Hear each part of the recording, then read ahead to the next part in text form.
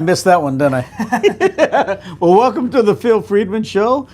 I have my guest, Jordan Frieman. See, I got it all, huh? I got it all messed up. But anyway, this is Jordan from Daiwa. Pleasure to meet so you. Today you're going to hear a lot of things that are going on with, with what Daiwa's got down the road, and then we'll just talk about fishing and everything else, folks. So just join in and think of your questions, write them down, start shooting them out to Phil, and we'll be active pretty soon with the responses. But I just want to bring Jordan in. Jordan, why don't you tell us some of the latest and greatest stuff going on at Daiwa? There's so much to say. I mean, we have all of our SV technology and a lot of our bass reels, which is incredible. We kind of broke everything down into different breaking profiles now. So what we got now, especially, we got our SV, which what we call is like stress-free versatile. So what it is, it's easier to cast, less backlashes. And then for the guys who want to bomb cast, who have a little bit more trained thumb, we got that mag force, which we call LC now, long cast concept. So basically we can bomb a bait out there. If you know what you're doing, or if you really want to get that extra distance past that other guy, this reel will constantly basically monitor your casting from the beginning to the end of the cast to make sure that you get that super long cast. It's freer than any other reel. And then we also have, even now we got into that bait finesse, so we're getting into that really shallow spool stuff for bass, 50 yards of 6 pound, 50 yards of 10 pound braid, stuff like that. Really light little tiny reels, we're throwing down to like maybe 1/16 of an ounce, or we're in that gram to gram and a half area right now. So we're in an absolute pinnacle for Daiwa technology when it comes down to it. Our rod technology is pretty much getting unparalleled with the graphite these days, and then it's just incredible what we're seeing in the industry right now. It's just going crazy. That's amazing. I mean, so much has come a long way in such a short time. And then even our saltwater reels have really bumped up. We're getting into the jigging guy. All the jigging guys out there are really, really huge in California. Nighttime jigging and everything. So we got our 55 size jigging reel for big tuna and everything. We got new tungsten jigs. Everybody's raging about those tungsten jigs now. We brought them here to the market. So get down to those fish much quicker, and small little profile. Dense and heavy, right? Yeah. 180 and strong. And strong, extremely strong. People don't think that it'll do it. They see these little dinky jigs and they go, that's a rockfish jig. It's amazing. Nope, 200 pounders. Seems like that smaller profile is doing it now. It's a hot deal now. A few weeks ago, and I mean, the people I saw who got bit, unfortunately I wasn't the one who got bit. I got stopped once, but I let one off. Yeah. The biggest one that I saw was caught on one of those tungsten jigs. So those tungsten definitely going to be the ticket these days. I think those big jigs, those big rip roller style jigs, are just kind of starting to slowly play out a bit. I think these tuna are just getting a little bit more wise to what we're throwing them. Well, and the other thing too, it could be what they're eating right now, and maybe that small, dense jig matches the hatch better. Oh yeah, and then that's the other thing. It's so dense it gets down them quicker. Yeah. And then what I've also been doing, I've been throwing lighter braid. A lot of the guys you see throwing that really big rail rod style rod, I'm throwing the smaller jigging reels. I'm only throwing about 50 pound braid. Oh wow. Yeah. So what 50 pound braid does is most 50 pounds in the U.S., especially they're not IGFA rated, they're actually breaking around 80 to 90 pounds something. So when you're actually getting a lot more power, and as long as you tie a really good, I tie a good leader, probably about like 100 to 200 pound leader depending on what size fish I'm going after. I go directly down to the fish quicker, easier, and so far you can pull just straight on them. You don't even have to barely put a bend in the rod, just kind of walk it back and kind of barely put a rod bend and just start cranking back on them, using the reel more of like a winch. That's pretty nice. You want that smaller diameter. It really gives you advantage if it's windy. Oh yeah. If it's blowing and you're moving in a fast strip, because that'll get down so much faster. Everybody who's night fish knows that when you get scoped out, it's the craziest thing. You can get scoped out way off the boat. People don't realize how bad it gets. And you lose touch of your jig. Yep. This way you do. You stay on top of it. I don't think people realize when your line stops, it's probably a little bit of a lag under there. That fish probably had it in there for a good second. You don't realize it. So a lot of people go, oh, it stopped and then it lets go. That fish ate it and spit it in a millisecond. Well, let me ask you this. Could it be if they swallow it deep, they may come up bleeding quick, and they may come up a lot quicker too? Yeah, it's possible. That could be one of my buddies part of it, right? Last year, one of my first really good bluefin trips, he hooked over a 100-pounder, and he had it in the gills. So when it hooked in the gills, he fought it. He didn't have a rail rod at the time. We went out for yellowfin thinking it was the yellowfin and the mahi, right? The Dorado were going nuts. All he had was one of his heavy rods, a size Saltiga 40, and he only had 65 braid on it. I said, well, let's give it a shot. Hey, what's the worst that can happen? You break off a fish, but at least you hook one. When he hooked it, thankfully, I think it got gill hooked because it came up a lot quicker overall. But these days, it really depends on the boat. Some of the boats don't allow you to do top hook and bottom hook. They do both bottom hook. kind of got to gauge everything on the boat and on confidence. I better do my homework. I'm going to be going pretty soon. In a few Yeah, weeks. some of the deckhands were telling me, which see. I haven't confirmed yet, but the deckhands were telling me on the bottom hooks and the top hook, if you hook one in the mouth on the bottom hook and the top hook swings outside, torques against it. It torques against the jig, and you're getting it's kind of like snagging a fish. They get more leverage on you. So Michael Burke says hello. He wanted to say how much he's enjoying the show. Omar Hernandez wanted to say hi, and he also wanted to tell you guys he caught a 21-inch sand bass yesterday off the rocks at Sunset Cliffs. That's a solid sand bass. That's a killer catch. That's a solid sand bass these days. Nice. Another question for you. Would you be afraid to fish 50-pound spectra for 150-pound bluefin? I don't think I would be, honestly. Since it is breaking at around that 80, 90-pound test, it gives me a little bit more confidence overall. So far, I haven't hooked anything really much over 100, so I haven't tested that theory yet, but it's more for me about line capacity. It's honestly about the line capacity for me. The only thing you really have to worry about once you hook a fish like that is the other people on the boat singeing you off. Other than that, it's not really worrying about, especially on these jigging rods, when you're pulling against them with that heavy leader, it's just pulling them to the boat. It's winching them. Once they're hooked, they're hooked. It's just worrying about keeping out of everybody else's lines, which at night can be pandemonium sometimes. We've had, the Highliner last year I was on had 13 hookups at one time, and I'll tell you, that was Used to be a zoo? It was a zoo, but... That's a good thing, though. Oh, it was the most fun you'll ever have. Zoos are great. Oh, it was the most fun you'll ever have. It's controlled chaos at its best. Which is great, right? It's amazing. Yeah. It's amazing. Ahmed Graham says, where can I get that tungsten jig? So I saw some. They have them at a lot of local dealers. They got them at Young's Tackle had some. They had a Ketchum Tackle. Pretty much all the local dealers. I'm just trying to recall the ones I saw at the PCS show. Yeah. I know Ketchum had them. I know Young's has some because I just there not too long ago. I believe Big Fish Bait and Tackle.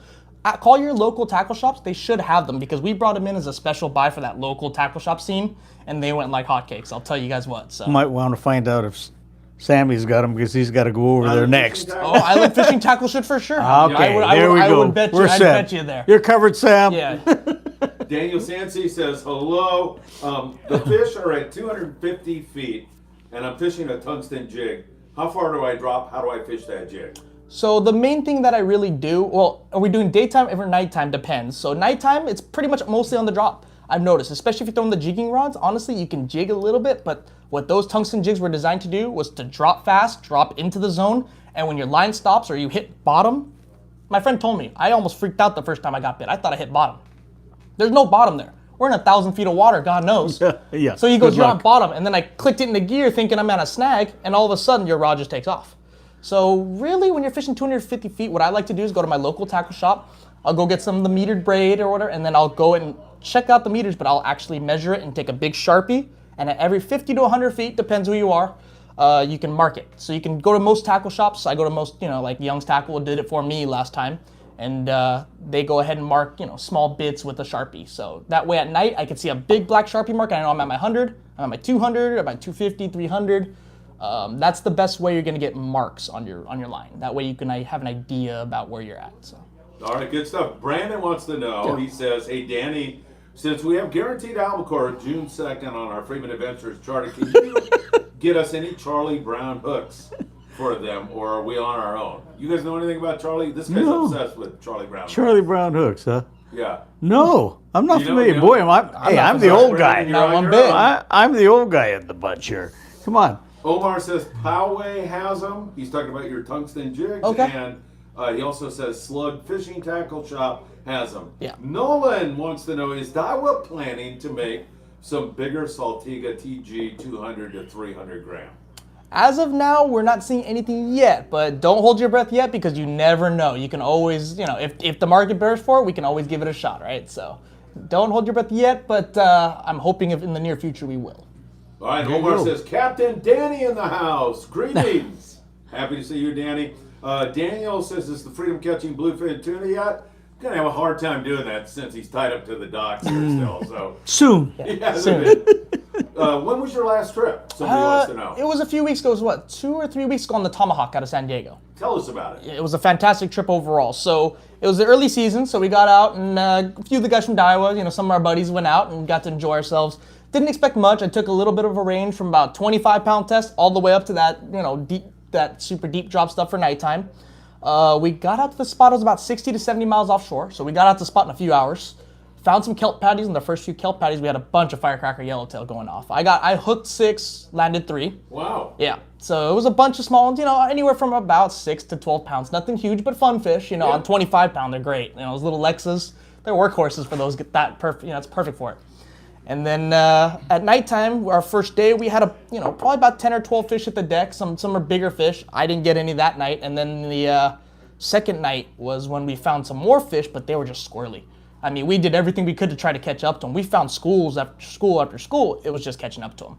So it was still the early season, and about 2-3 days after our trip, it went wide open, and every boat was starting to limit out. So, of course, I got on the trip right before that, but that's the way it works. It's the way you learn. And It happens, Danny. And then I noticed Yes. the night bite changed from last year. It wasn't the same. Last year we were throwing the bigger jigs. I had an SK jig tied on. I had all the old school stuff, and I couldn't get bit. And then I see all these guys throwing these little tiny jigs, and I had the tungsten jigs, and I dropped them down, but it was just right place, right time there, for sure. Those you had to get your jig down before anybody else, and the guys who were first off the rails were definitely the ones getting bit. The first 3 people, 4 people were bit. So that's a huge advantage. For too. sure. First in, first fish is what I'm saying here. So you don't want to be sitting in the galley screwing around. Oh, especially not at night. I told everybody, man, wake up, make sure you guys get your bearings in, drink your coffee, drink your energy drink, whatever you need, because you can't be sleeping at the wheel here. Once that captain calls it, if he calls it and he's chasing them down, you better be at the rail with your rod. Just get ready to drop.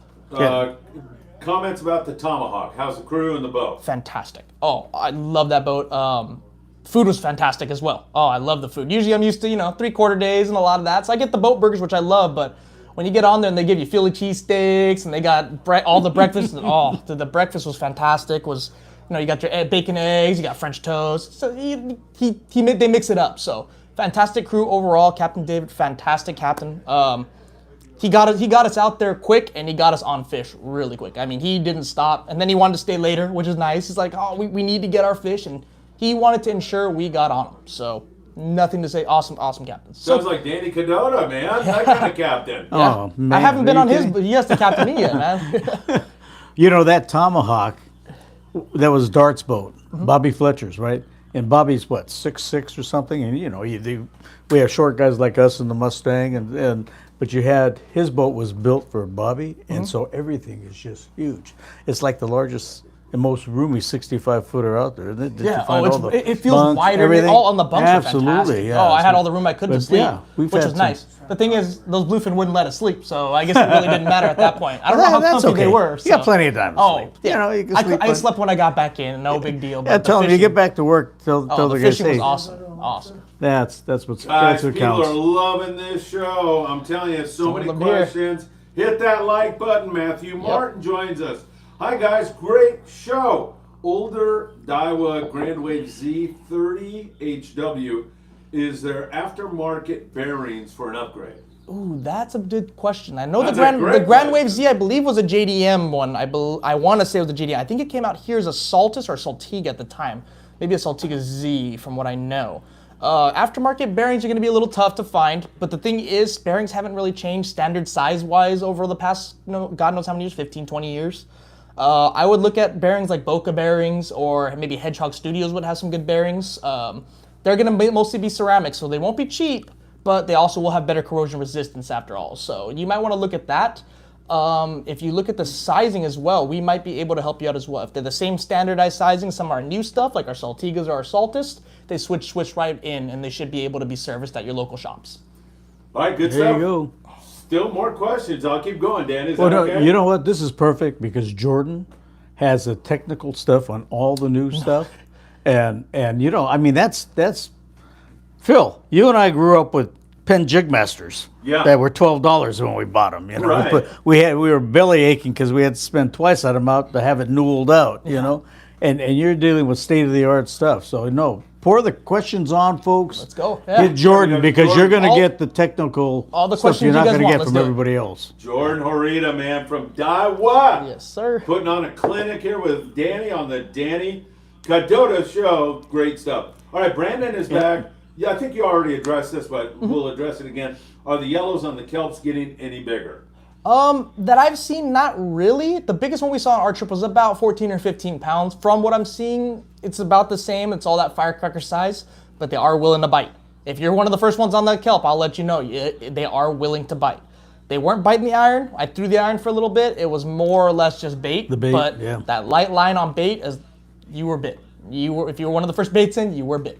Yeah, sure. so get in. I mean, that seems to be a common thing. Getting in the water. And I saw a lot of fast. guys mainly waiting. That was the thing. They were waiting to get right onto the kelp. Those fish are off the kelp too, guys. You guys got to realize they're not all under the kelp. It's not like bass fish where you got to put it right under. Right when we were sliding in, I was one of the guys throw into the slide. If we slid right into it and you throw into the slide, your bait got further away from the boat and it got right under there most of the time. They would find their way under to the nearest cover anyways. So you didn't have to throw right on top of it. I noticed the people that were throwing right on top of it were still getting bites, but they'd hook up and those yellows were so close to that cover, they're right under it. They're right all in it. They kelped them? Exactly. They kelped the guys? Yep. First hook up and then all of a sudden it's in the kelp. So you always got to realize they're off the kelp too. No matter what, they're still off the kelp. What a fantastic show, awesome. Danny. You're Keep getting going, the hot dope from Jordan. He just got off the boats, guys. Exactly. I should mention, everybody, I did a little special update before you guys came in. Okay. I mentioned the Pacific Voyager hadn't seen any fish, and Max on the Voyager just said he's metering big schools now. It's looking much better. Oh, yeah. So he's hoping for a night. He's a solid captain. That is the youngest captain I've ever seen, He's and that awesome. guy always gets us on fish. I mean, absolutely fantastic guy, man. I went on his boat 2 or 3 times last year. He was on the Highliner before, but I haven't been on the Voyager yet. But I'm definitely looking forward to hopefully getting out there real soon. We took a long range trip on there after the bait receiver and back. Oh yeah, there you go. Nice long trip. Man. Oh yeah. It was on our way to Mexico. We spent some time with Max. He's starting to see fish right now, so great signal. Yep. Omar says, or asks, what boat would you recommend for a 3/4 day or full day anywhere from Marina Del Rey down to Newport? Gotcha. Last year, the boat I really like, a lot of my buddies are on there, the Enterprise, fantastic boat, but you can do the Victory, the Enterprise, Native Sun. I've done so many different boats, it's really hard to say. The Freelance is a great boat. Western Pride even did a few 3/4 days last year that I remember. I've been on them all. It just really depends on where me and my buddies want to go out of, and just depends on where on the islands or where we want to fish. So I noticed the Newport boats like to fish different parts of the island than a lot of the guys out here. They have their own designated spots. It just depends on what we're seeing. But last year I did really, really good, mostly on the Enterprise. I loved going out there. Big roomy boat. A big roomy boat. Oh, the burgers are the best. Johnny, shout out to you. You make some killer boat burgers, dude. It's a fantastic boat overall. All the deckhands are super cool, and they just treat us really, really well on that boat, and I've always done well on that boat. So it's always a fun time on that boat. Skunk or not, or no matter how good you're doing fishing, just fun. Now, Danny says that all the time. It's about just getting out on the water. Yep. Yeah. Time on water. Yep. That's it. And there's always something to learn, even from a skunk. You always got to look at who's doing the hottest on the boat, and you realize, what are you doing different? What is he doing different? What can you do to adapt? It's all about adaptation. Absolutely. You learn more on a tough day, Yeah, to be honest. of course. But I mean, and then depending on, your people on the boat, you elevate to that level, and then you have to think above that, you know, and that's when the innovation comes, and that's when, you got to be the first one to try something. That's what's great it's about taking fishing. that chance. It's That's always right. the new, there's always something to learn. No matter who you think you are, how good you think you are, there's always a bad day, and there's always a day where somebody's doing better than you, and you're going, what is going on? What could I do differently? I don't know how many trips I've been on. I was so stubborn. I'm throwing 25 around me, and everybody's throwing 20. And I'm thinking that 5 pounds won't make a difference. It's 0.01 of a millimeter or something. It makes a difference. And sometimes longer leaders, sometimes it was just a mono top shot, or it was no top shot at all. You just got to constantly adapt and watch what people are doing. And then eventually you kind of just begin to get your own technique down. And sometimes you want to get away from, like, we want to do certain things. I'll give you an example. Right when we went trout fishing, Of course. up in we want to get them on mini jigs, this and this and this and this, Oh, right? yeah. And I can remember we were all amongst a bunch of great fishermen. Yeah. And I think I just looked at it, I go, I think it was a salmon egg or a power bait. I threw It was and salmon egg carpet. It was that peach salmon egg. That was yeah. the one that killed it for us. Bing, bingo, and it's bingo back to Sometimes So you just gotta change. You just have to watch and adapt. Yeah, and I usually don't like going down to power bait. I trout fish a lot. Oh, yeah. I usually don't like doing that whole power bait thing, but when it works, it works. And hey, it put meat on our tables, didn't it? That day it did. Well, that's the whole thing. You can't get stubborn about. I used to have guys come out on the boat. Well, I want to get them on the iron. I said, well, they're not eating the iron that well, guys. Man, it's a fly line chovy, and it's touchy. It's fly line. They're even shying away from the sinkers. So you got to get a natural bait you know, whether you butt hook it or whatever, to go down and away naturally, you know. So it's just making that adaptation, and that applies on both tuna or trout fishing. I mean, you think about it, it's just figuring it out. Yeah, every fish can get finicky. That's what it's about. Every fish can get finicky. Any particular species, it's going to be the same thing. You know, Bluefin are the worst. I'll tell you that 100%. They're famous for Last that. That's year, why it was I love like that. throw a 20-pound and you would hook up 3-4 times, land one. You know, and it's like that's just kind of how it is. That was the name of the game. Yeah. Sometimes light line and just praying. Absolutely. Yeah. All right, very good. Robert Graver says, good afternoon, Phil, Danny, Jordan, and the Friedman Adventurers family fanatics. Happy Danny Kadota Show Monday. Ahmed says, the most regrettable thing I did was when I sold my first generation Saltwater 20. Oh. Is Daiwa gonna ever replicate that? We made the newer Saltigas. I don't know if we're gonna ever replicate those old ones, but those old ones are gems. I'm not gonna lie to you. Those old ones were. You see a lot of people on the boats who have them, and they never ever will give them up. I've even asked them, like, "Hey, you ever thinking about selling that old one?" Nope. It's never gonna happen. Same with the old Saltus. The black and gold Saltus was like the real. I got one. Yeah, I see guys. Oh yeah, I saw some guys on some of the Twilight boats I went on. I'm like, oh, they're using that. Yeah. Yes. Oh, I've seen guys mistreat them and do everything to them, and they still keep ticking. It's one of those reels that you just can't kill it.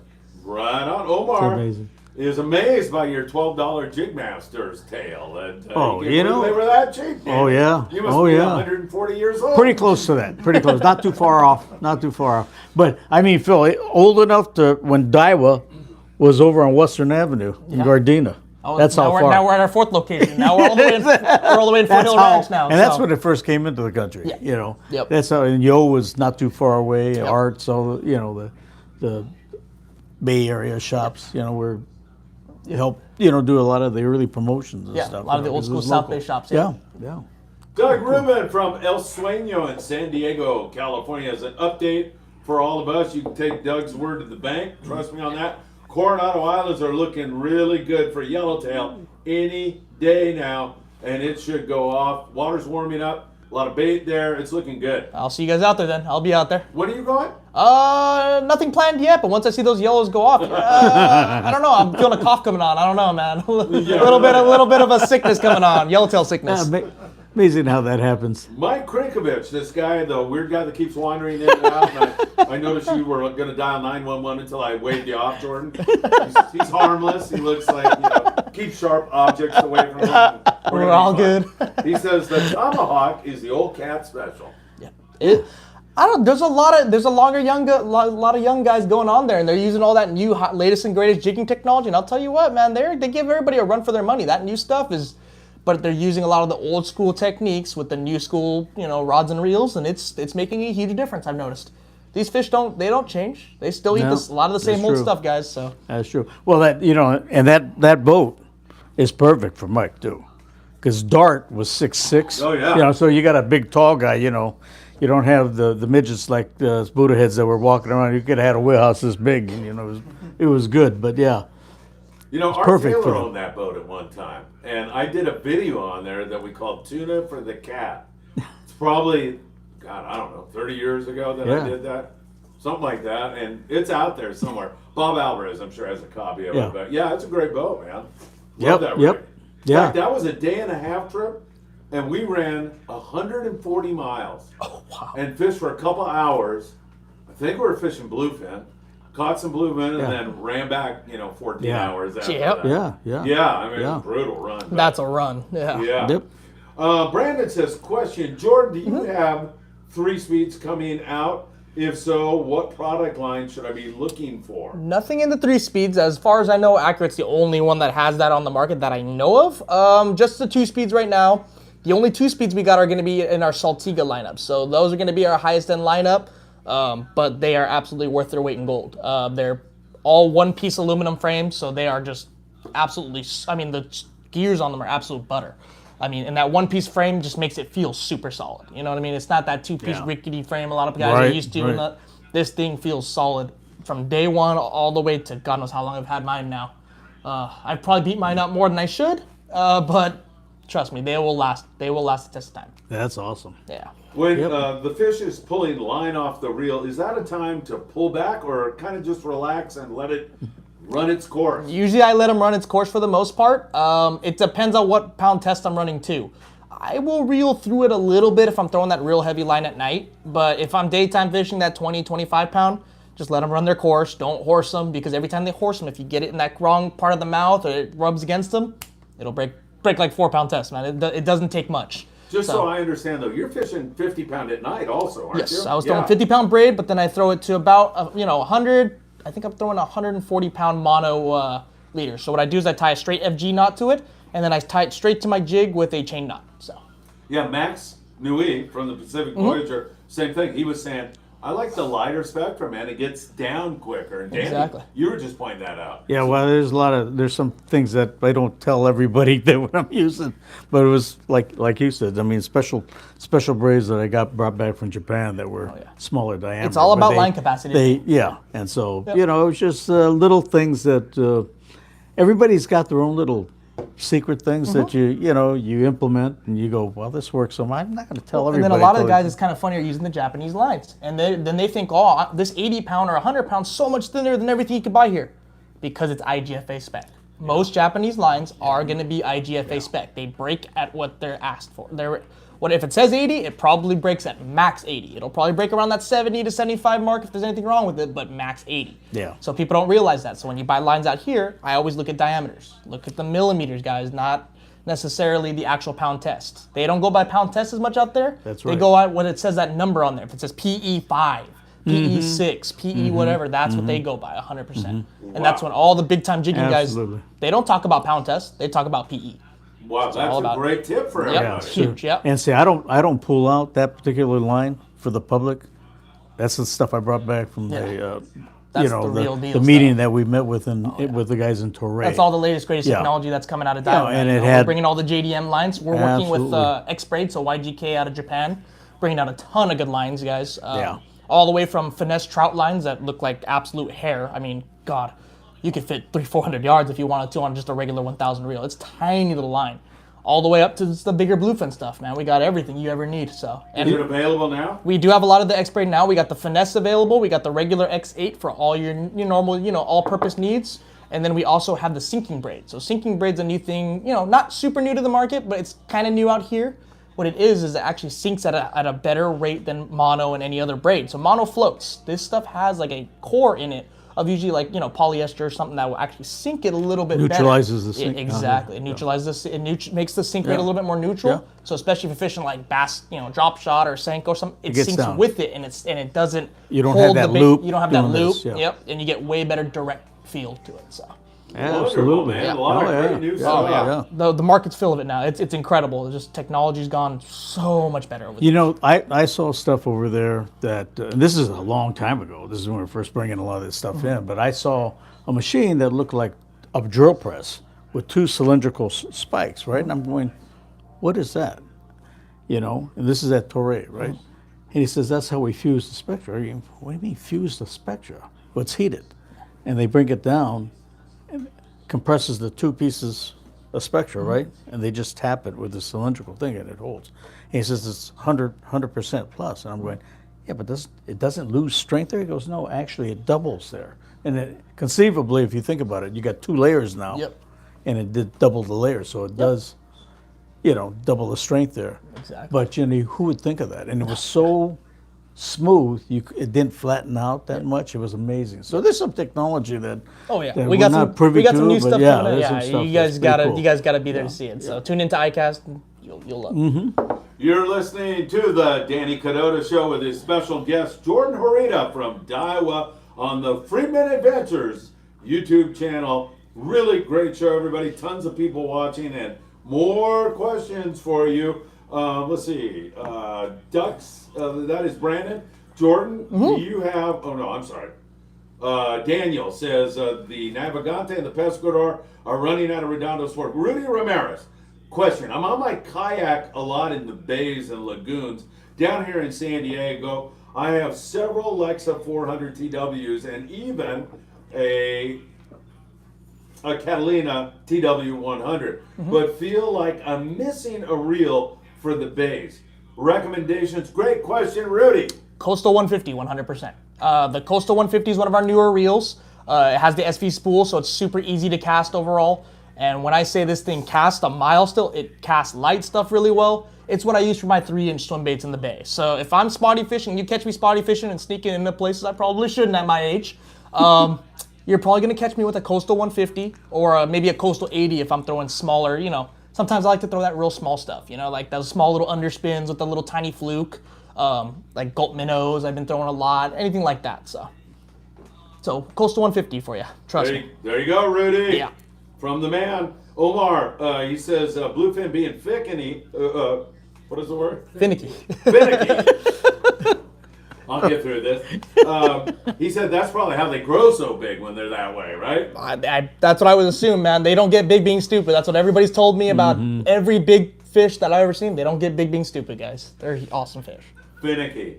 Okay, We got it. You got it. There you go. What's wrong with me? You got a big crayon? Omar wants to know if we can get a decent 2-speed spinning reel. 2-speed spinning reel. No, you're never going to get that, I don't think. No, sorry. I don't think the technology exists. So for all you spinning reel guys, though, it's awesome. I'm not going to lie. I tried it to hook a bluefin with no rail sometimes.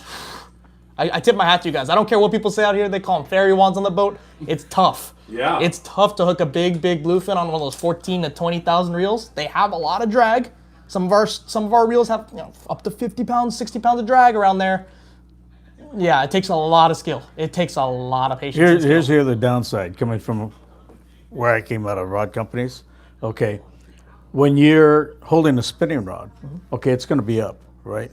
Whereas with a conventional, you could put it on the rail. Straight. Okay. Yep. So when you're doing the lift test, when that angle is down, okay, you're getting your maximum. You get your maximum pressure. The maximum pressure is if you're pointing the rod right at the line. The line encovers all the pressure, takes all the stress, and that's right? what all the jig guys and are it's doing. pointed, right? All the jigging guys so at night. you want to keep it. Phil could show you on our captain's trip we did. Oh, the Freedom. My rod never came above 90. It stayed, you can tell you, from the rail down, because that's where you're getting your maximum lift. The problem is you go to spinning, is it's going to get anywhere, you really pretty much have to bring it up higher. Yeah. Well, as you drop up in height, you drop off in pressure. So that's the disadvantage to spin over conventional. You're way better off. The rail, that's why we're using the rail on, use the rail. long range fishing, stuff like that. It helps to kill fish so much quicker. It's that angle. I've seen those jigging guys, man. I mean, I saw a 100-pound fish come up in about 4 minutes. We timed them. A little over 4 minutes. Yep. Oh, yeah. Damn. Yep. It was to the point where nobody wanted, we were so scared to gaff it, we thought that thing was too squirrely. Oh, hell yeah. Yeah. They gaffed one in the head and they yelled for another gaff, and I mean, it was still fighting, no problem. But when you turn their head on those jigging rods and you got the right test, hold on. It's coming to the boat. I've seen guys pull on spin stuff and they do a number on them. But I think overall, I don't think, if you went down on a long range trip, I think it'd be pretty, you could do it. I mean, if you had the right guy. Oh, it's doable. I've seen it done. But it's crazy. I just look at the way we assessed everything, pressure-wise and everything, and to implement the rail and everything else. Putting your athleticism to the test. Yeah. I probably should hit the gym a little bit more if I'm going to start doing that. But there you go. Your athleticism is like. There's your challenge, Jordan. Oh yeah, it's a challenge. There you go. 100%. Oh, it's on my bucket list. I got. Have Daiwa put you on a long range trip. It'd be nice. Go out all with those a guys spinning for reel. the giant trevally in Australia were telling us about those giant GTs, and they get them all in spinning gear. They get the longer casts on it, so when they hook up, I mean, it's crazy. They tow them around. Yeah. But it's awesome. Yeah. Florida's a big spinning reel market. Sure. Florida's a huge spinning reel market, especially for a lot of the tarpon guys. They can just get their baits a little bit farther away. Especially those tarpon can get a little finicky. The ones that aren't in the harbor eating all the stuff near the restaurants, whatever. But those are dock pets. You know what I mean? Yeah, right. Yeah. So the ones out that actually are migrating and everything, they're pretty finicky at times. I heard, and they said I was talking to guys out there. You can get 10 to 15 hookups in a good day. You only land 2 or 3.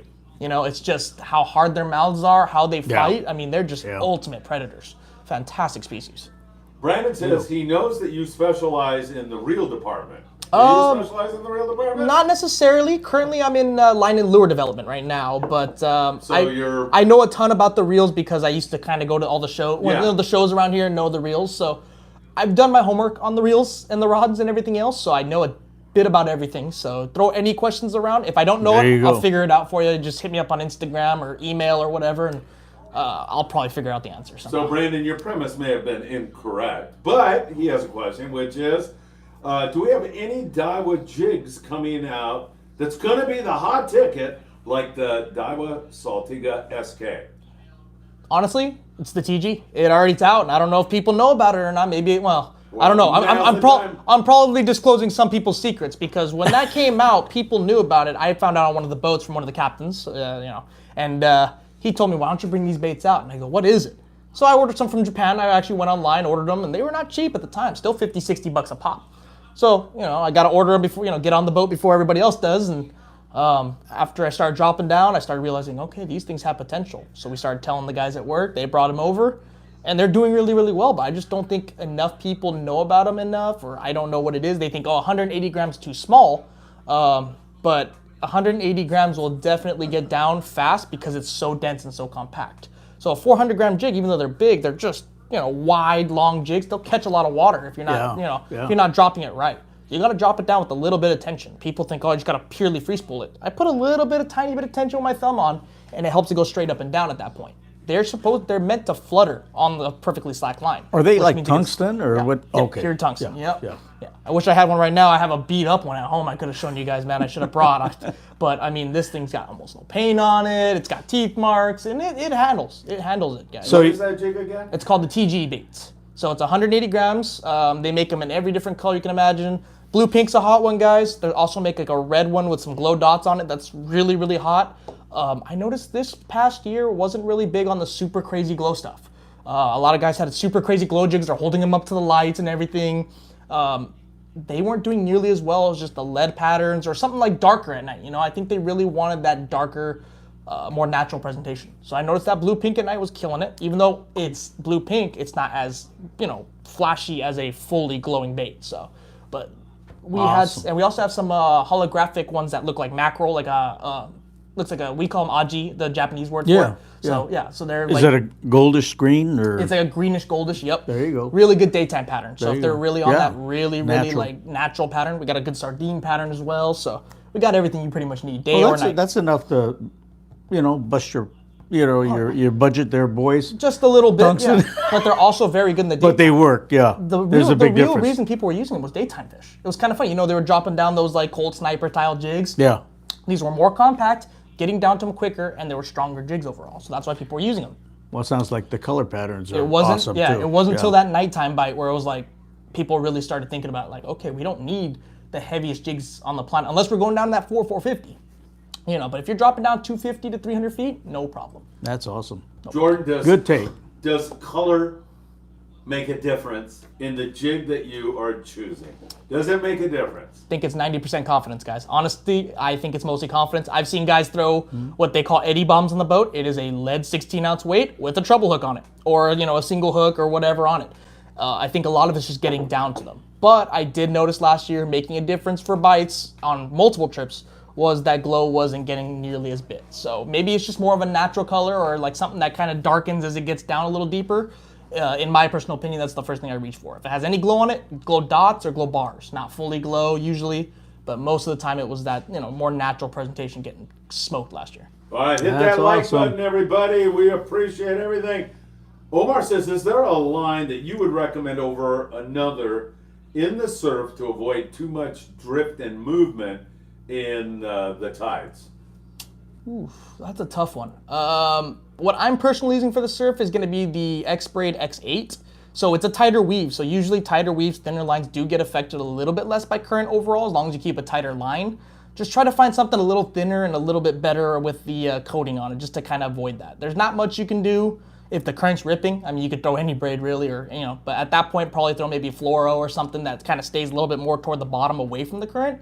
But at that point, it's when I kind of throw that lighter stuff and try to stay a little bit tighter to the line. So especially if I'm throwing Carolina rigs or something, I'll up the weight and then decrease the braid main line. So I'm pretty much tight to it most of the time, or at least mostly tight. So you're staying mainly with an eight carrier. Yep. Yeah. 8 carriers, definitely the ticket. Yeah, for me. because I'm I think 90. below that it kind of flattens out a little bit too much. The 4 carrier, the only time I really use 4 carriers in like bass fishing, if I'm fishing like in heavy cover, I notice it, everybody calls them kelp cutters on the boat, when they use the four carriers. I like cutting through like tules or something when I'm flipping and pitching for bass. So that way you can just really cut through all that stuff. 8 carrier does it, but not as good as 4. That roughness makes a difference for that stuff. Live from 22nd Street Landing in San Pedro, the Danny Kadota Show with his special guest Jordan Horita from Daiwa. All right, Nolan Oshiro. Nolan's back again. Nolan, good to see you. Any plans on making a 500 size T-wing? Nothing that I know of yet, unfortunately, on the 500 T-wing. Probably got to get some more feedback from Japan on that one, but just the 400 T-wing for now and the 500 HD. However, don't sleep on the 500 HD. That reel has been solid for my surface irons recently. It's been really, really nice. It casts a mile. So, I mean, it's great for when you just don't want to track the line all the time, especially for fishing stuff like Cuda and everything, and just don't want to pay attention or bother to it.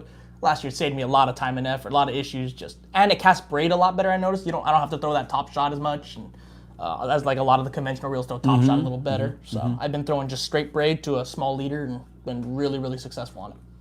Joe just wants to say hi from Chula Vista. Joe, thanks for joining us. David Betroy says, hello, Phil, Danny, and Jordan. David, good to have you with us. 2 years ago, he caught a bluefin using a Saltiga 20 using 20-pound line. What a nice reel, he says. Thank goodness it was a small one. Yeah. No, last year, that was what I did all my damage on. One of my buddies at Daiwa right now, my buddy Jason, oh my God, when it comes down to that Saltiga 20, I've never seen somebody put a hurt on a reel that badly. But I'll tell you what, this kid fights fish like nobody. I don't know where he gets the energy from. But when he's fighting that fish and he puts a hurt on him, people look at him with this little tiny reel and this little tiny setup. But when he kills a fish on 2025, he can kill him a lot quicker and a lot better. He turns their heads. He made me a believer in that reel. I went out right after and picked one up, and I'm like, you gotta teach me how to fight a fish like that, because that's ridiculous.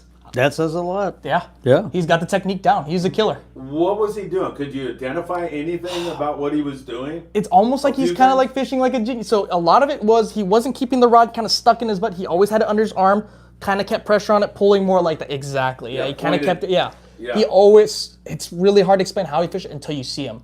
People looked at him like he was crazy, and it's like, dude, once that fish comes up, it's not so crazy. And he turned some bigger fish on it. So I was really, really impressed. He showed me that pushing 20 pounds to the limit's possible. If you know how to pull right, I was losing a lot of fish, just stick it in my gut and just thinking, oh man, let this fish go, and I'm tired. And you know what? He definitely changed my mind on fighting fish a lot. Did he have it on the rail? And most of the time, from the rail down? Did he have it done? But it's angled down? It was angled down a little bit, more like straight out, or sometimes a little under. But yeah, that's where you got to get your balance. He did a lot of damage. The minute you start going above that 90, you drop off tremendously, and you know your lifting power. He did his damage. So, he's a killer. He's a killer stick. When you go out there. Awesome. It's nice when you're tired because he can fill out your limits pretty quick, and you just kind of, thanks, man, appreciate you. Oh, he's one of those guys you could hook and go, can you get this for me? Oh, you go back, you hook another one. Yeah. Can you get this for me? I'm pretty sure he did that for a few of our buddies. Yeah, we were. He was the designated. Everybody else would hook one and go, that was awesome. Hand him the rod. He's the designated We're going to guy. have to bring him on our trips. Oh, yeah. We could hire him as that, man. That's perfect. Good. Yeah. Great stuff. Robert Graber has a question. He says, any reason you can't use Alexa for rockfish slow pitching? Love that size and level one. I use Alexa all the time for slow pitching. It's perfectly fine. I have no problem with it. We're gonna come out with some videos on slow pitching, guys, so stay tuned. But slow pitching, for the most part, it's just about line capacity on your reels. So what we're using, 10 to 20 pound braid. You don't need any heavier than 10 to 20 pound braid, especially on rockfish. I fished Alexa 300 with 10 pound braid down to 970 feet. I got down with the 970. Yeah. Got down to 970 and hooked the fish down there. It's a lot on your body, I'll tell you guys what, but my arms it's are already doable. aching. It's 100, and it's nice on the Alexa TWs. They got that bigger handle. You just stick it on there and just crank. A lot of people are sitting there pumping. Every time you pump, you got to realize you're lifting that jig and you're dropping it. You're lifting and dropping it. That's constantly giving that jig. It's basically giving it leverage, that fish leverage to pop off. So when you see those guys pumping like they think they're, in the Bassmaster Classic, man, they're pumping. Their fish comes up halfway up. And then they go, oh, it came off. What do I do? You just got to reel. It doesn't look stylish, doesn't look cool, but all the best guys you see, they hook up and they go, reel. Just reel it to the boat. Steady tension that way. Steady tension, yeah. The hook's not going to work out. Yeah, if you're bouncing it back and forth. Exactly. It just, you're they working find a way to wedge their way out. You're working a hole in it. Those jigs will find a way out of their mouth. Yep. Jordan, a lot of people out there want to know, what exactly is slow pitching in terms of the technique? What are we talking about? So slow pitching, so most guys, what they think about in jigging techniques is fast jigging, right? Speed jigging. You see those guys that looks cool on TV, just pop, let it back down. Jig's going crazy. Most of the time with these slow pitch jigging, especially with the rockfish, they're pretty lazy fish for the most part, right? They're gonna try to eat some squid on a hook or something. They wanna eat some lazy stuff. These jigs are a little bit wider, and what they're designed to flutter more. So all you got to do is pretty much just bring it up with a one long big stroke and then just drop it down slack, and you'll see your line kind of just slowly flutter down. That's what you kind of want to replicate. And it's kind of funny. You don't feel the bite most of the time on the sink. It's opposite from what people think on jigging. It's when you lift it back up, they have it in their mouth, it's like hitting a wall. It's literally what it is. You're just hitting a wall down there. If it gets heavy, set the hook. It's either going to be a rock if you're fishing real rocky structure, or it's a rockfish or some type of fish like a lingcod, something like that. So it's mostly, that's what they call slow pitch. The pitch means how you're just lifting your angle at. So when you pull up slow, and you just let it back down.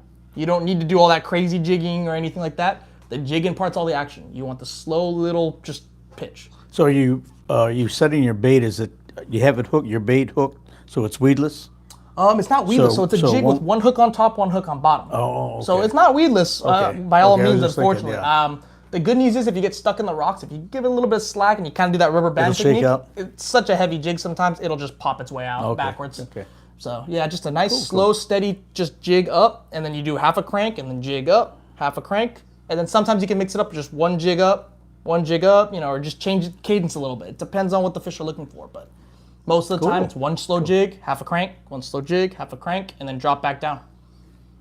Beautiful. Joe wants to know what the best lure for fishing wahoo is for you. What do you think? What's a good hoo jig? I can't say anything about wahoo. Haven't caught one yet. I'm hoping to go on a trip where I can actually get in range of one, and I would love to, but Danny's probably gonna have more insight on the wahoo jigs. I haven't got one yet. There's so many. I mean, I'm just old school, and we use, when they're biting, it doesn't matter. I remember I've had them eat it right at the boat. Just full speed. Yeah, and the one thing you don't want to do, folks, is you get one chasing it like that, don't lift it up because they will chase it up. They've had them come through galley windows. Yeah, so you don't do that. Yeah. Honest to God, just sink it back out. Hopefully, they eat it on the sink. Mm-hmm. But yeah, when you're gonna go wahoo bite. Yeah, don't lift that jig out of the water because they will chase it up, and they've come through and shattered some galley windows over the years.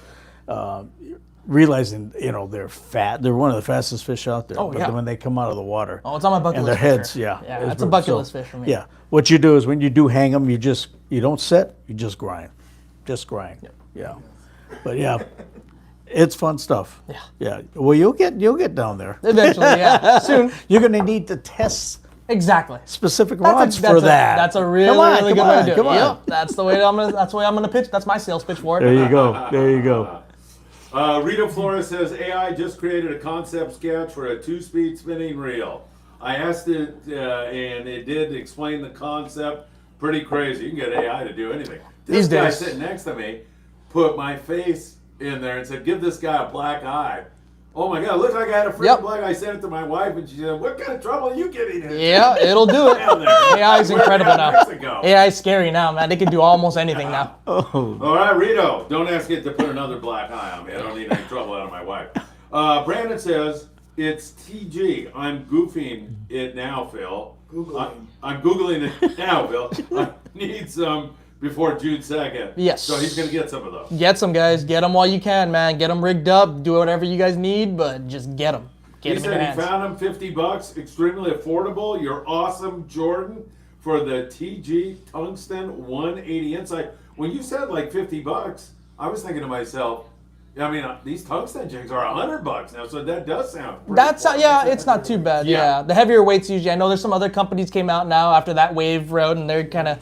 Yeah, they're having 250s now, so I'd like to get some other ones out there. Nothing in the designs yet, but I've seen them up to 400. I saw a guy with a 400 grammer. I didn't know where he got it from, but it was a 400. Yeah, dude, that was probably about $120, $130 jig, dude. So a little crazy now. All right, Eric Wood joins us. He says hello from Eastern Arizona. Fire is 40% contained. He's living in an area that's threatened by this fire. So, of course, Eric remains on our thoughts and prayers. Yeah, I wish you everything. I hope everything in our prayers. Yeah, for sure. Jeff Lingle says a Wahoo fly sounds like is a good jig for the Who, maybe. Wahoo bombs are good.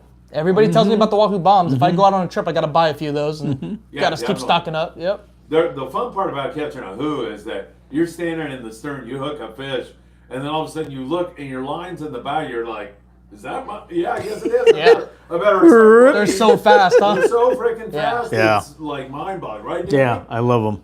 Yeah, they are cool. I They're love good them. eating. They're fun. They're fun. Members They're good to of catch. the mackerel family, right? That's it. Really? Yeah. Huh. Mm-hmm. That's awesome.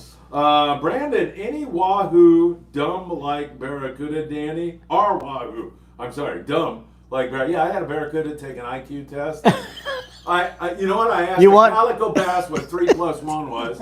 It got 4 right away. And the dumb Barracuda couldn't get it.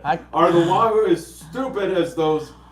They're my favorite Barracuda. fish. Any dumb fish is my favorite fish, regardless of species, folks. Yeah, the But dump yeah, are the best. but you know, when you do have your natural presentations with about any fish, you're gonna do better. Yeah, yeah. Yeah, for sure. I don't know. Those cuda are pretty crazy. I got some on bare hook one time, and I was like, wow, these things are not. When they're on it, they're on it. They No don't. They do discriminating. not care. Yeah. Discriminating. Bronze hook Yeah. or shiny? It was a shiny. It was an Okay. owner. It was a black shiny owner. Oh, it was okay. a fly liner hook, and Okay. I There you flung go. off my bait, and it hit the water, and I still hooked up. Couldn't believe it. Couldn't believe Love those it. things, man. Love it. Yeah. All right. Kevin says, are there any yellowtail recently in San Quintin? Not really. I haven't seen too much. They've had flurries down Yeah. there. I don't know. Do you have some intel on that? Or? No intel on it. I heard it went off for a bit, and then it kind of just slowed down, and we slowed haven't down, really yeah. heard much about it after that, huh? My Mexican co-host Paulina was just down there on Saturday fishing, and they had all rockfish and what else? Yellow? Huh? I think she got a yellow. No, she didn't have a yellow because she would have hung that in the tournament. She had a big bonita and a rockfish, Okay. a 10-pound bonita and a 5-pound rockfish. But yeah, yellowtail fishing down there has been pretty slow. Are you just lately. fishing around Torre Santos in that Yeah, area? fishing San Quintin, so San Oh, San Quintin. Martino. No more. Okay, somewhere. Yeah. Oh, okay. Down that Yeah, way. yeah. There you go. Jeff Lingle says Glock and Labs makes tungsten to 400 grams around $65. Cheapest he's found, he says. So there you go. Fishing those tungsten jigs, you mentioned that jig, the one jig, is pretty effective in the daytime. Huh? Yes, it is. Yeah, you gotta so lighten like it- the Colt Sniper kind Yeah, of. you got to lighten it up a bit. I saw guys throwing them more on 50, 60 pound in the daytime, and they kind of fish them like that Colt Sniper. Mostly let it drop down to the zone wherever they're marking in the daytime. You know, captains will still yell out where they're marking. Same idea as the nighttime bite, pretty much. But I like to give it a little bit more erratic action in the daytime. That's when I'll kind of just start pumping it a little bit. Just pump, 3 pumps, 4 pumps, get it to go up, and then just kick it back down again. Just to give it some different action, just something different. Maybe if one's looking at it, at least that little bit of reaction will get them. And then usually it's on the fall again. So. Cool, cool. Live free, die free. He would love to try the Lexa 500 HD on Wahoo. Think that would work? I think it would work. I think the biggest I've seen 150 pound bluefin was caught on it. Wouldn't be my first reel to take. I still like my 2 speeds, just to give me a little bit of a buffer there. But I've seen guys hook some giant fish on Lexas. It always surprises me. Every year you hear some crazy stories, especially at PCS when they're walking around. It's like, I got 120, 130 pound tuna on it. It happens, guys. And then That's they'll bring true. it in, they service it, and it's like, just replace the drags. It's back in the saddle again. 100%. Live free, die free. Oh, pardon me.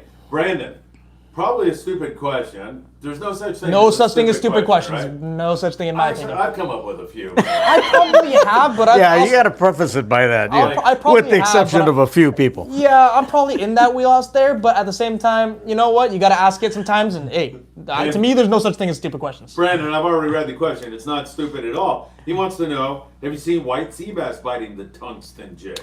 I've heard of it. I Why haven't would they seen bite it. that? Why wouldn't they bite it? You know, especially, yeah.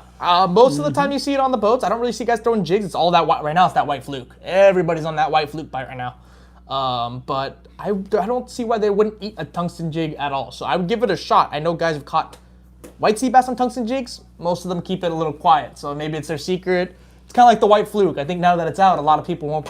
I know a lot of people that were a little mad about that. They're going, that was our secret for a while, you know, because they fish them totally different than those guys just throwing a dropper loop squid. It's a totally different process. You know, the tungsten sounds like a perfect jig for like when we're going down the Bay of LA. Oh, yeah. And we're fishing that deep water, that 400, 500 feet. That's what I would do. You know, and I'm fishing these long, heavy lead yeah. ones, and they're heavy, you know, but they do flutter a lot more, and that tungsten would probably be the best way to Probably go. be the ticket, to get get down. down. there. Yeah. And then it doesn't hurt you nearly as much jigging it. Those Right. big jigs bringing them up does Right. it does get Right. on you. Right. Yeah, it messes you up. Absolutely. They're really heavy jigs. Absolutely. Jordan, you mentioned that fishing those white flukes is an entirely different process. What exactly is that process? How do you fish them? So the way I fished them before is pretty much just let them sink to the bottom. You kind of rip them up or pop them up, everybody's different that I know. I've seen some guys just crank them up and then they just drop them back down. There's actually one guy I saw who, let me see, I think his name was on Instagram, Shannon. He's with he's with a bunch of different companies. He made a whole video on it. The video is solid, guys, if you guys want to see it. It's he goes through the whole process and everything. That's kind of where I took a lot of that inspiration, started picking up a lot of my just lighter bass gear basically and throwing it out for like, halibut love it, white sea bass, stuff like that. So I would go ahead and go with if you could find his video on YouTube or Instagram, look him up. What is that again? I believe his name's Shannon. I can't remember his Instagram off the top of my head. I apologize. But I think he did a video with Tackle Express, I want to say, on how to fish the white fluke. He also did one at Young's Tackle. So that's how I found about him. I was at Young's during his seminar for a little while. So shout out to Kevin Kwan. Yes, sir. One of the nicest guys. That is the shop business. I go to a lot because he was, back here. He was in, where was this old shop? La Palma, huh? Yeah. It's a few minutes away from my house. So I think I've been there, God, a million. He probably gets tired of seeing me now because I used to go in there as a kid from 7, 8 years old. Now I'm 25. So, yeah. Probably drove him nuts. He probably has some gray hairs because of me. But, I do my best. At least the guy's got hair. Yeah, I know. Oh, his new shop is fantastic. I love his shop. Yeah, shout out to Nick. Shout out to Kevin. You guys are the best, dude. You guys know. Awesome shop. I love the shop. You guys have zoomed through an hour here. We're almost Really? going to end this. Holy And we moly. still have a lot of questions, so let's keep it rolling, rolling. guys. Kim Keep it rolling. Herbert has a question, which is, hello, Danny. Phil, sitting out tornado watches and warnings. Thanks for providing my California fishing addictions.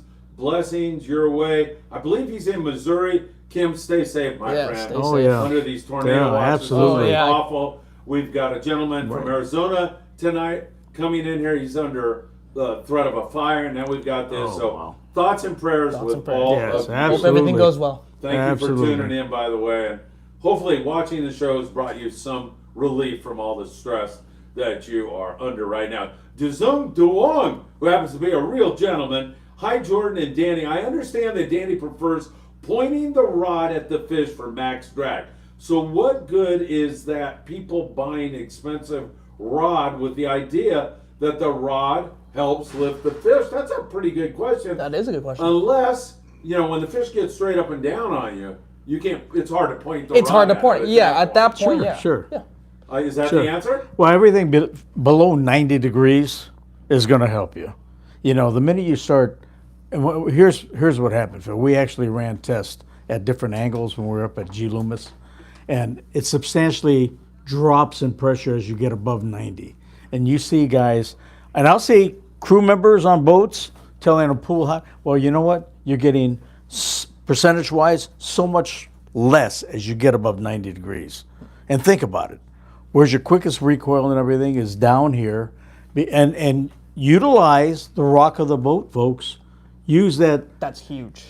60, 80 tons or whatever it might be. As that boat lifts, you hold it and just time it to, as it's pulling up, you're just cranking That's down. how you pick up the most line, I've noticed. And Phil, if you can go revert back to our old Freedom trip, I had my rod on the rail.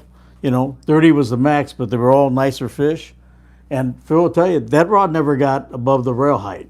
So it never got above 90. And honestly, I think a lot of what people That's the think only of way you're going to high-end- get those bigger fish with light line.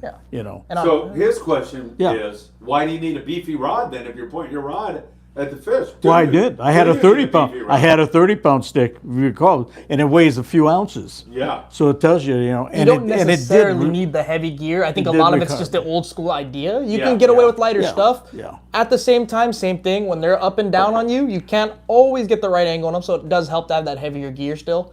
And then also to go off the whole, expensive rod thing. A lot of people go, well, why do you want a more expensive rod at that point?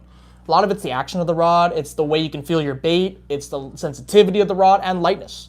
I don't care what people say. Fishing a lighter rod all day, you'll feel more bites. It'll recover faster. It recovers faster, and you don't feel the strain on your arms as much either. yeah. So it's And the just oth- you can fish all The day other thing long. we left out, I forgot, it was a small reel, but it was two-speeded. Yeah. It had a button. Two-speeded And is really, that, really, really nice. Was accurate 500, and when you push the button in Yeah. on that little tiny reel, it makes. I use a star difference. drag a lot for the Yeah, smaller fish, yeah. but when you start getting into those bigger ones, it does help to have that two-speed. You just get better max drag overall. And then when they do that death spiral, that bluefin are so well known to do, and just absolutely just take their time right by the boat. I think that 2-speed does help to get them up to the boat. Oh, absolutely. I struggled on some star drag. I struggled on my star drag a lot more last year on some of the smaller fish, and I'm going, wow, you know what? Just throw a smaller 2-speed, see how it helped, and it would help me a lot. At least the strain on your body. You know, that was probably a real good testimony because we had 30 captains that were all great anglers, but fishing graphite with a 2-speed, you know, did a number. I mean, you had your only chance with some of those bigger fish, you know, on a old, you know, jig master or whatever. And a lot of guys had a lot of antiquated stuff. You know, you really don't have a chance. No. It's pretty remote percentage-wise compared to having the gear, updated gear with graphite. And the recovery is faster. The spectra, I mean, when you complement everything together, it gives you, it doesn't guarantee anything, but it gives you a lot better Nothing's odds. guaranteed. You can have the most expensive setup. It's all about odds. technique. I've seen some guys get some big fish on cheaper gear on rental rods. You always see, I don't know if it is if it's just a lucky superstition thing. Every boat I always go on, you see the biggest fish caught on a rental rod. Don't ask me why, guys. And it's just filled to the brim with mono that probably hasn't been changed in a bit or whatever. And last time there was a guy who hooked one on the boat on a rental rod, and he didn't know a pound test, nothing. He was just out there having a ball, having a bachelor party on his own or something, drinking. And when he hooked up, that thing got spooled so fast, it was insane. But he was the first one to hook a tuna, and he gave us an idea of what they were biting. So shout out to him. I mean, he gave us at least the idea of what's working. So. Yep. Live free, die free says you match the hat. Sometimes the smaller, the better. Jordan, do you know that guy Scott Buchert behind you up there? Yes, I do. You know Scott? I'm sorry. Oh, okay. I'm sorry for you. So Scott, his sophomoric behavior here recently had me throw him off a fishing trip where my beautiful co-host from Mexico is coming up. Okay. And Scott wants to fish with her. So Scott just sent $20. Then he backed it up with $25 on our YouTube channel. Okay. And I want to tell Scott right now, if you think you can buy me, Scott, you are absolutely 100% correct. You're back on the trip, Scott. He gave me he was on one of our San Diego trips last year. Oh, was he? He gave me a little bit of crap. I caught what I thought was a rockfish. You know, sometimes rockfish don't fight. So I hooked up thinking it was a rockfish, and it fought like seaweed from about 400 feet. Turns out it was dang seaweed. So I think I got the most from him from that trip. I got a lot of crap. I got an earload of it. So. Did he fillet it out for you? Oh yeah. No, I had a nice sashimi stuff. Crudo, man. You gotta eat that stuff just like that. Dry it out a little bit. It's perfect. There you go. So it was a fun trip, but I got a little bit of crap for that one. All right, Israel De La Cruz says Tropical Storm Shannon. That's it. That's his Instagram. Yeah. That's that guy's Instagram. Yeah. And Chivo Robledo, who we missed on the El Patron. Chivo, we got to get back together, my friend. Let's have lunch one of these days. Super good guy. Scott Buchert is back off the trip because that money's for the raffle. It's not to butter me up. Oh, okay. So we have a huge raffle tonight, everybody. There it is. Sorry. Yes. You're back off, Scott. Yeah. I'll tell Paulina. All right, Omar, when's the next surf fishing event? Omar, Anthony was on me about that. We just didn't get to it. I'll work on that and have that hopefully tomorrow. I'll have one of the dates, Omar, for sure, my friend. Great evening, good evening, great show, says Isaac. Scott Buchert, 25 for the raffle. You're off the trip, Scott. Brandon, is Danny and Jordan fishing with us in a few weeks, Phil? I have to get a payback a few years ago when Danny won the jackpot. I don't think these guys are on that trip, but we'll get them on one really soon. Yeah. Jordan is a fantastic guest, Danny. I'd love to. Oh, absolutely. I'd love to. It sounds good. Absolutely. More excuses to go out fishing You're for not me, gonna guys. get Just any- give me more excuses to go fish. That's all I Well, need. you know, I mean, even as a little kid, this guy was more technical than most of the guys that knew what Probably they drove came tackle with. shops insane how much No, I would ask them. But you know what? I had You to. push their buttons. Yep, I had to learn everything I could, and I'm That's glad what I it sponged takes. it up. You got to sponge it up. Yep. Brock B wants to know, Danny, have you ever fished San Francisco? Have you ever fished that area? No, I don't. Baja California. I don't think so, I don't Brock. think so, yeah. I've heard of it, but I don't think so. DeLong, hi Jordan. With the trend of designing very light fishing rods, but reels are not getting much lighter, would this trend cause a mismatch in balancing feel with heavier reel and a very light rod? Another great question. I wouldn't say that either. Reels are getting extremely light these days. It just really depends on the reels you use. If you're looking at a lot of the older, like for example, the biggest example I could say is in freshwater. A light reel back in the day was a magnesium reel at around 7.5 to 8 ounces. Now you're pushing our luck with some of our Steez reels in the 5 to 5.5 ounce categories. I mean, it's getting a lot lighter. It's to the point where I don't even think rod technology is catching up fast enough to these reels to balance them out properly. I wouldn't say necessarily it's always about lightness all the time. So in saltwater, a lot of the guys, especially the California guys, like those solid aluminum, solid metal reels, something that's not plasticky as much, especially these days. So I think that's why those reels are going to be heavier, kind of contributing to the factor that it's heavier duty. But overall, I don't think reels are getting necessarily heavier. I think they're balancing out rods these days perfectly. And I think guys who are designing rods, especially us, we're designing our rods with our reels in mind. So we're making sure they balance out before they get out to factory to get out to here, because we don't want you guys to have a tip heavy rod. There's nothing worse than a tip heavy rod. And I used to have rods before. I won't say the brands, but they claim the lightest and the best in the industry, no matter what. But if you put a reel on it, it would be so dang tip heavy. Doesn't By the match. time you off balance it by putting whatever you want on the butt end, if I'd use those, there was a butt end counterbalance. Yeah. You would add another ounce to the rod. So your whole idea of light rod at that point threw out the window. See, it's all about balance to me. Having the rod designed correctly, it should be Exactly. lighter at the tip. Exactly. Yeah. Yep. Jeff Lingle, whom I love, says, hope you win the raffle, Scott. Show them. Jeff, if you come on here before we sign off, and we're going to sign off quickly, and say you want Scott on the trip, I'm going to put him back on. My respect for you. Scott, your life hangs in the balance of Jeff's benevolence or malevolence, whichever one it's going to be. Noli, I saw Noli on Yeah, Facebook he was today. down at Bay of LA. He's down in the Bay of LA, and he said, great show, fellas. We got people watching. Noli, all you around whacked the him. Boy, world. those are some nice grouper and these guys got into.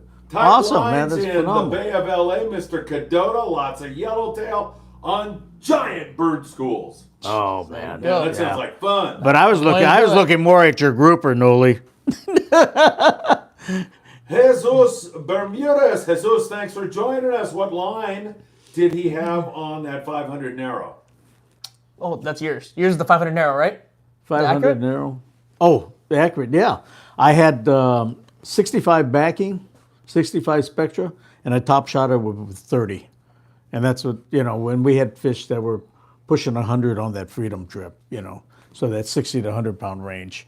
But, really with the graphite and that particular reel, it's one of the reasons why I was able to get lucky enough to hook so many fish, but you have a match where you can get it. And then we couldn't get them on 40. Phil will tell you, you got 30 captains that ran boats and we couldn't hook them on 40. So, 30 was the max, and that gave us the only chance, and was blessed enough to have two that were stupid enough to come to the boat for me. But yeah, it's having the right tackle, guys. All It right, gives you a Brandon chance. wants to know if there's any progress in opening Guadalupe Island up. You guys don't know anything about that. I don't know anything about it, right? Or do you? I'd love to know, but no, nothing on my end. I want to go really bad. I heard that's where the absolute giant yellowfin live, and Great place to fish. Yeah, it's Yep. fun place. But Live free, die free. Danny, what's the best bait to catch sable fish and the depth to fish them at? sablefish, never targeted them.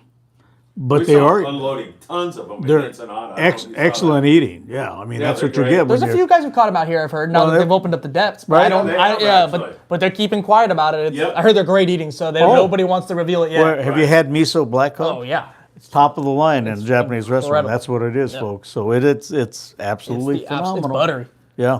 All right, Jeff Lingle. Maybe Jeff misunderstood. I just want him to put a comment up saying Scott is on or off the trip. He says, I can't show up. I'm 28 miles out. No, I'm going in the wrong direction. Scott, you're on your own. That's what you get, Scott. He said you're on your own.